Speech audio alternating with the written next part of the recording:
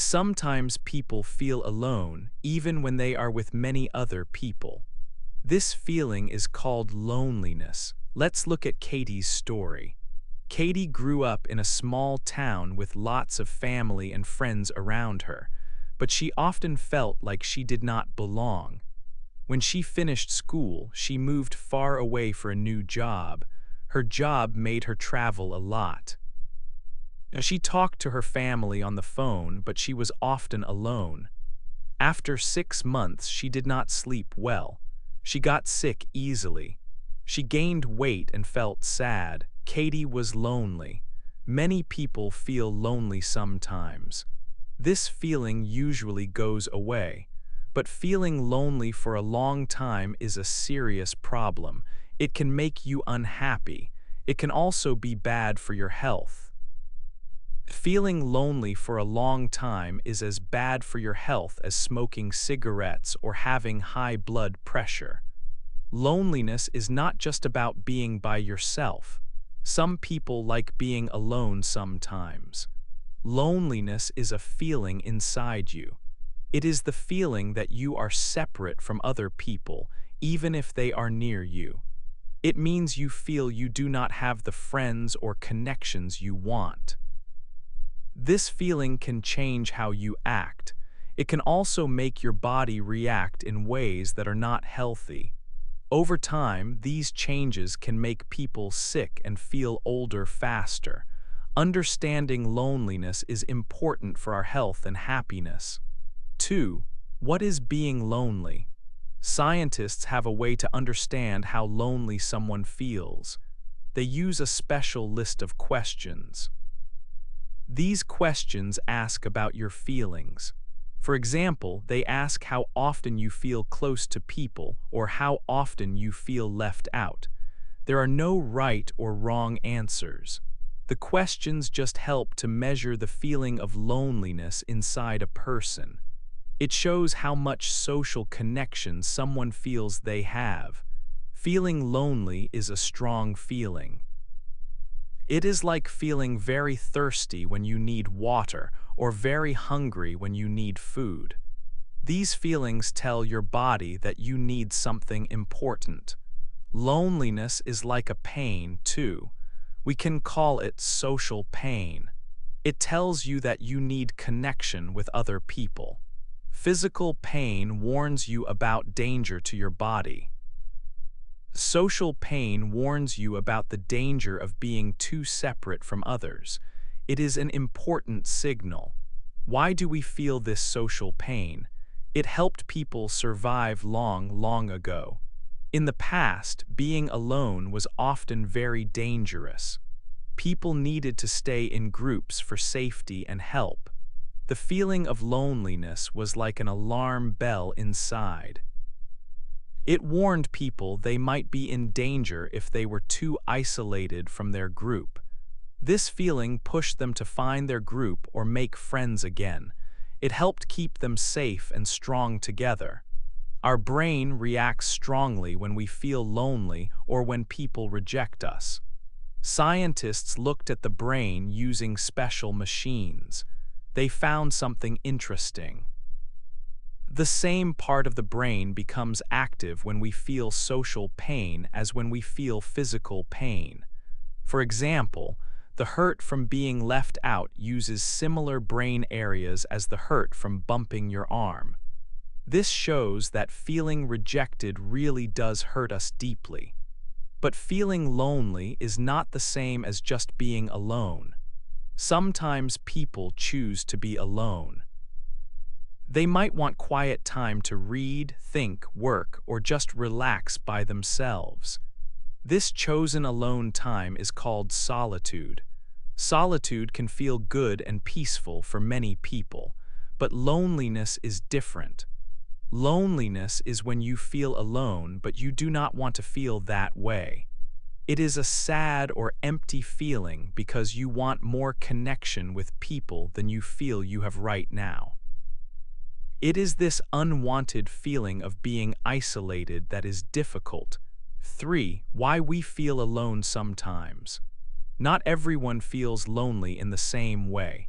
Some people feel lonely more often or more easily than others. Why is this? Part of the reason might be inside us in our genes. Think about it like a setting or a thermostat inside each person. This thermostat sets how much connection with other people we need to feel good. This need is different for everyone. Some people need a lot of friends and family time. Other people feel happy with less social time. This setting comes from our genes, but it is not fixed like eye color. It is more like an elastic leash. Our life and experiences can stretch the leash. Our need for connection can change a little. Loneliness often happens when there is a mismatch. A mismatch means that the amount of connection we want is different from the amount of connection we have in our lives. We might want more friends than we have, or maybe we want deeper friendships. When what we want does not match what we get from our environment, we can feel lonely. Let's think about Greg. Greg moved to a big city after college. He liked being on his own. He enjoyed exploring the city alone. He did not need a lot of social connection to feel happy. But then his old girlfriend, Jean, came to the city and moved in with him. Suddenly, Greg had a partner when he was happy being alone. Jean wanted more connection and commitment than Greg was ready for. This was a big mismatch. Greg started to feel trapped and very lonely, even though he was living with someone. He felt bad because he knew he had made a mistake asking Jean to move in. He felt sad and could not talk to anyone about it. One evening, while waiting for Jean, Greg saw a man on the street copy his sad face. It was a small moment, but it made Greg laugh and feel connected for a second. It helped him start to deal with the situation. Greg's story shows how a mismatch can cause loneliness, even for someone who usually likes being alone. His situation changed, and it did not match his lower need for connection. We are all different. Some people, like Greg, have a lower setting for needing connection. Others might have a higher setting. Our genes play a part, but our life situation is also very important. It's like asking what makes a rectangle big, its length or its width. Both are important. Genes and environment work together. Loneliness comes when our personal need for connection does not match what our life gives us. 4. How loneliness affects our body. Feeling lonely for a long time is hard on your body. It causes physical problems over time. It is like the body wearing out faster. Think of it like a machine that runs too hard for too long. This wear and tear happens slowly. It can make people age more quickly and can lead to serious health problems later in life. When you feel lonely often, your body feels stressed. This feeling of stress releases special chemicals called stress hormones. Two important stress hormones are cortisol and epinephrine. Lonely people often have higher levels of these hormones. Having too many stress hormones for a long time is not good for your body. It keeps your body feeling like it is always ready for danger. This constant state is tiring and harmful over time. Loneliness also affects your immune system. This is the part of your body that fights off illness, like colds or the flu. When you are lonely for a long time, your immune system may not work as well. It can lead to more inflammation in your body. Inflammation is the body's response to injury or infection, like redness or swelling. But too much inflammation for too long is linked to serious health problems, like heart disease. Loneliness can even change how the tiny instructions, the genes, inside your immune cells work. Sleep helps your body rest and repair itself, but loneliness can make it harder to get good sleep. Lonely people might sleep for the same number of hours as others, but their sleep is often not as deep or refreshing. This is called poor sleep quality. Because their sleep does not restore their body well, lonely people often feel more tired during the day. Loneliness can also affect your heart and blood vessels. Over many years, lonely people often develop higher blood pressure. One reason is that loneliness can increase something called total peripheral resistance, or TPR. This means the small blood vessels in the body get tighter. This makes it harder for the heart to push blood through. This extra work puts stress on the heart and blood vessels. This constant stress on the body from hormones, poor sleep, and higher blood pressure adds up. It makes the body age more quickly. This increases the risk of getting sick or having a shorter life. 5. How loneliness affects our mind. Loneliness does not just make us feel sad, it changes how our minds work. It can make thinking clearly more difficult. This is because loneliness affects our executive control. Executive control is like the manager in our brain. It helps us plan things, pay attention, remember instructions, and manage different tasks at the same time. Loneliness also affects self-regulation. This means it is harder to control our feelings, our impulses, and our behavior. When these important brain functions are weaker, it can cause problems in daily life. Scientists have done tests to show this. One test is the dichotic listening test. People wear headphones and hear different sounds in each ear. They have to focus on sounds in one ear and ignore the sounds in the other. People who feel very lonely find this harder to do. They have more trouble ignoring distractions and controlling their attention compared to people who feel connected. Loneliness can also reduce our self-control or self-restraint. Think about eating cookies. In an experiment, people were made to feel socially excluded or left out. Then they were given a bowl of cookies and asked to do a taste test. The people who felt excluded ate almost twice as many cookies as people who felt accepted. Feeling lonely seemed to make it harder for them to limit themselves, even if they did not find the cookies very tasty. It can also affect how long we keep trying when things are hard. Loneliness reduces persistence. In another study, people were given very difficult puzzles that were actually impossible to solve. The researchers wanted to see how long people would persist.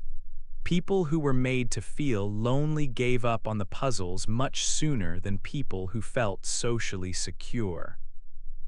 Perhaps the biggest way loneliness affects the mind is through social cognition.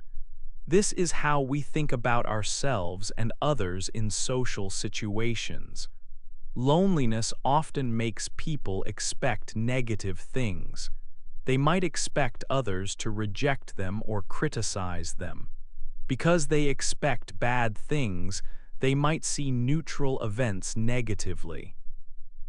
For example, if someone does not smile, a lonely person might think it is because that person dislikes them.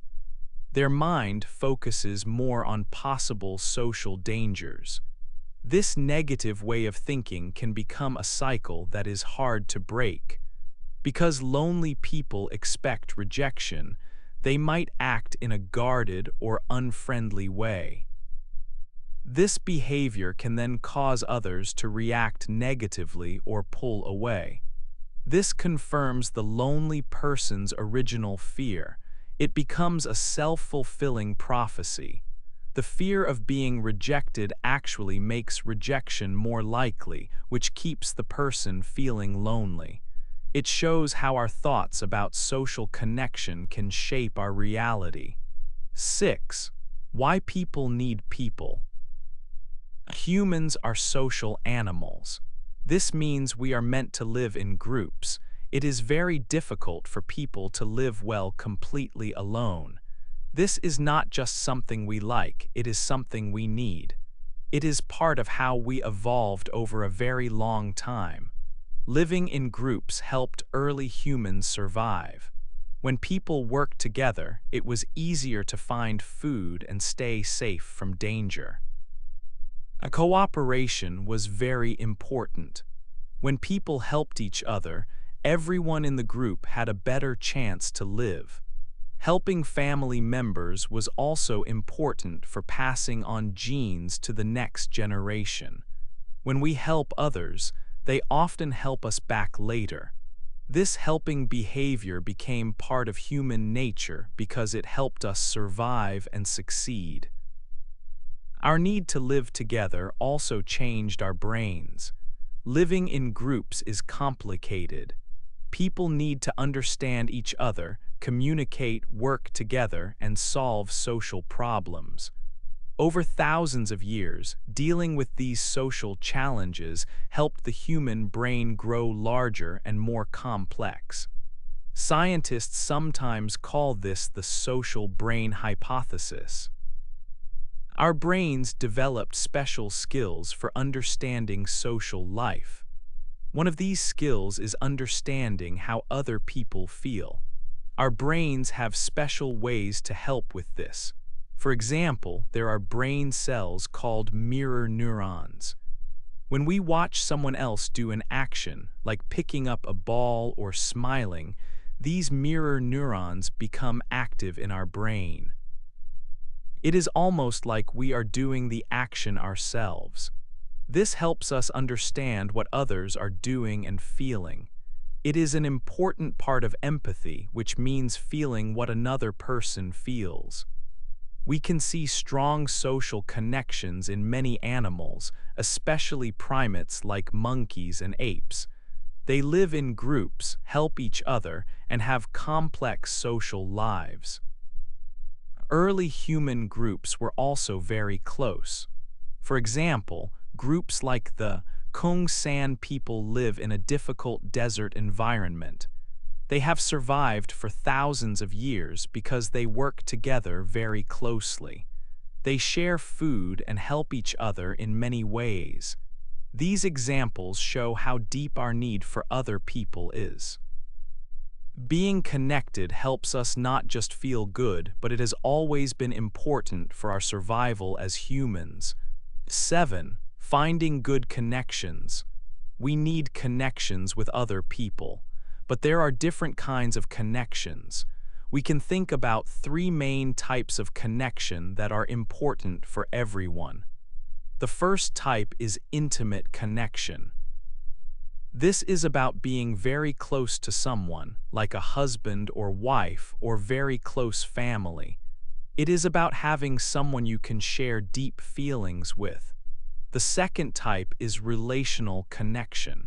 This includes our friends and maybe neighbors or people we work with often. These are people we know well and spend time with. We share activities and talk about things together. The third type is collective connection. This means feeling part of a bigger group. It could be your work team, a sports club, people from your town, or your country. It is the feeling that you belong somewhere larger than just your family and friends. Having many friends or being married does not always stop loneliness. What is most important is the quality of our connections, how good they feel to us. Do they make us feel happy and safe? It is not just about the number of people we know. Different people also need different amounts of connection. Some people feel happy with only a few close friends. Other people need more social time to feel good. Where we live can also change how we feel about being lonely. In some countries, people think it is very important to be married. Being single might make someone feel lonely there. In other places, being single is more normal, so people might not feel lonely because of it. Culture shapes our ideas about relationships. Sometimes our own way of thinking stops us from finding good connections. We might think we have good connections, but still feel very lonely deep inside. One man, Mr. Diamantides, seemed very happy. He worked with people all his life and said he connected well. He knew many important people. He told researchers he felt wonderful and lucky. He said he had a big family that supported him. But when Mr. Diamantides took tests for loneliness, his score was very high. He was actually very lonely. Why? He admitted he did not forgive people easily. If someone did something wrong, he closed himself off from them. He did not really have any close friends, even in his big family. He did not see them often. His good feelings seemed mostly connected to money, not people.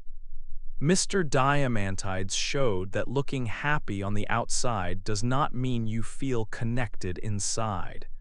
His way of thinking, not forgiving, pushing people away in his heart, seemed to stop him from making the deep connections he needed. This way of thinking can become a wall that keeps loneliness inside and real connection outside. 8. How to feel better.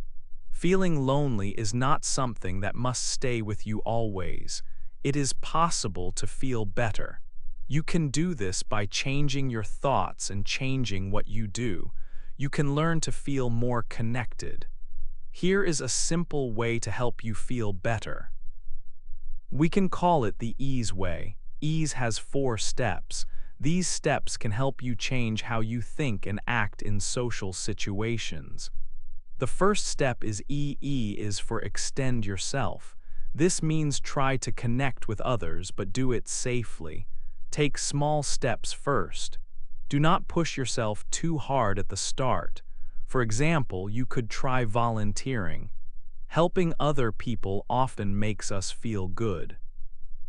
It is a safe way to meet people who care about the same things. If you like animals, maybe help at an animal shelter. If you like books, maybe help at the library. Small steps make it easier and less scary to connect with people. The second step is A is for action plan. This means you make a plan for meeting people or making friends. It helps to remember that you have some control.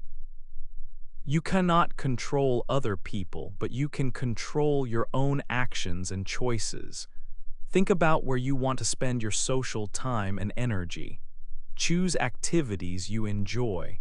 Choose to spend time with people who make you feel good, not bad. An action plan helps you decide how and where you want to connect.